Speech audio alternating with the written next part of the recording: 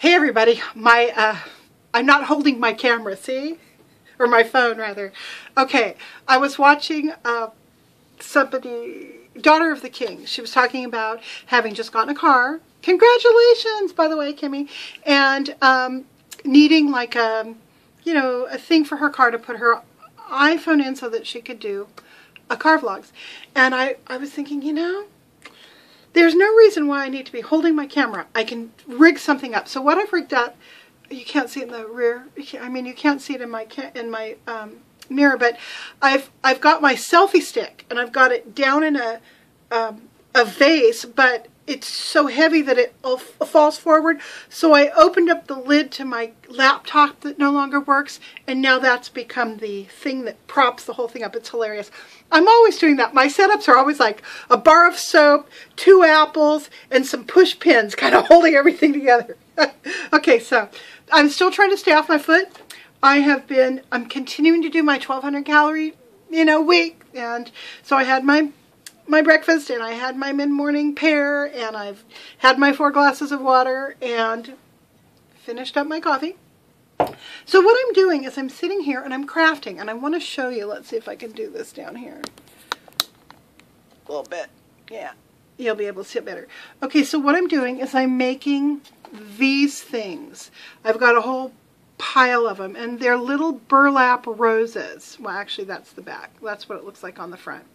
And I've made some real big ones, and I made some medium-sized ones and some small ones. So what I'm going to do with them is, hi, I had this really great idea for making patchwork like tote bag things, and I think I can make them up really quickly and they'll look cool, kind of shabby chic looking but with lots of color, kind of hippie looking. So anyhow, I thought that the burlap roses would be a really neat little trim, so I'm going to show you how I do them.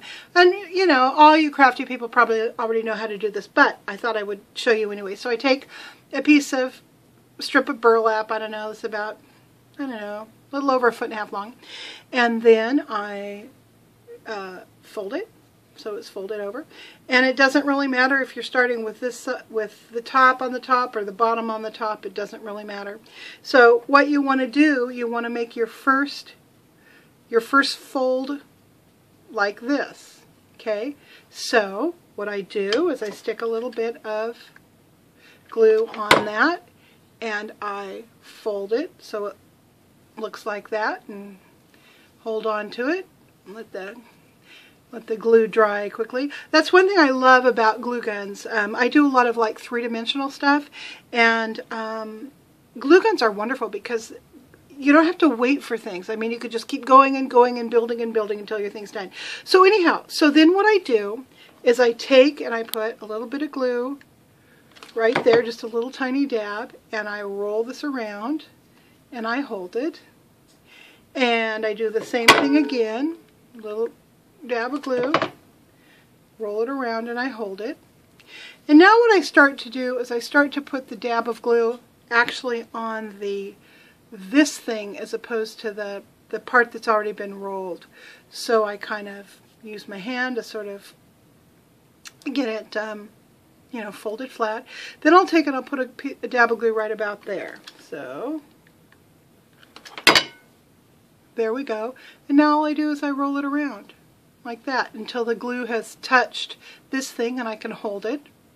And I just keep doing that until the center part of my flower has the circumference that I want. Like right now it's real tiny. But what I'm going to do for this particular flower is I'm going to make the circumference kind of thick. So this part is going to get bigger before I start folding and putting petals on it. So we're just going to keep doing that. And while I do this, I'm going to tell you that I am staying off my foot.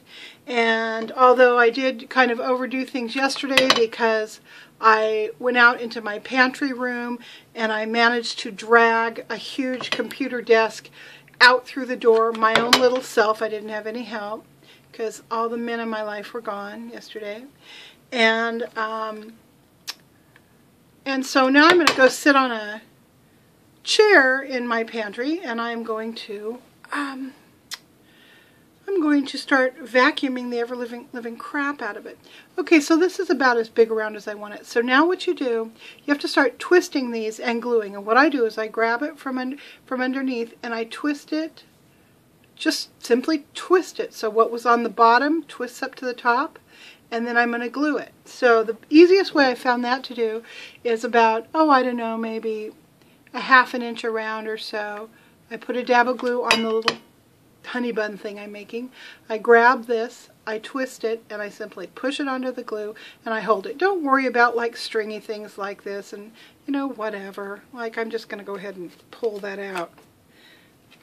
Because having like extra stringy things, you can have them long like that, you can cut them off later, leave them long, whatever. So anyhow, you just keep doing that. You go about a ½ inch or 3/4 of an inch from where you started here over to there. You grab it, you twist it, and you simply push it on. And I'm going to do another one. I think I'll do another couple, and then I'll show you. So you grab it, you twist it, and you stick it on. It's just could not be simpler. And you can sit here and do this while you're watching your YouTube videos. That's what I do. It gives me an opportunity to kind of catch up and watch everybody. So right now I'm glued to Rosie O'Kelly. She is in, she is visiting one of the guys that hangs out on her hangouts. He's an RVer. I can't remember what his real name is. He goes by the Assyrian God sometimes, or Elvis Travels. I think that's what it is. And he's got an entertaining, you know, YouTube thing. So anyway, Rosie is a transgendered RV person. Well, she does lots more things than RV. She's fascinating and lovely and wonderful, and I adore her. So she's helping this guy do some stuff to his RV, from what I can kind of gather from this whole deal. So I've been glued to that show. Well, and I've also been watching just all my regular people that I'm subscribed to. And I have been researching skin needling. That's where you roll that little needle roller onto your skin, and it's supposed to like help build collagen. I don't know. So here I'm down at the very last part, the little tiny tail. So I put a little dab of glue and then just kind of twist that over and then shove it onto there. And then what you want to do, because as you've been working your way around this thing, you've been holding onto the edges. That keeps everything together as it completely sets up. So I just hold on to it for, you know, a few seconds just to make sure everything's down. And then you've got like little weird things hanging off. So you can either pull them out if you want it to be more fringy, or just simply trim some of this stuff off. You don't have to trim it off. Then here's the back side. See, the front side is kind of nice and flat, and the back side's kind of weird. I just take my scissors and I give the back side just a little haircut, so that when I attach this to the back, to the purse material, it will glue down nicely.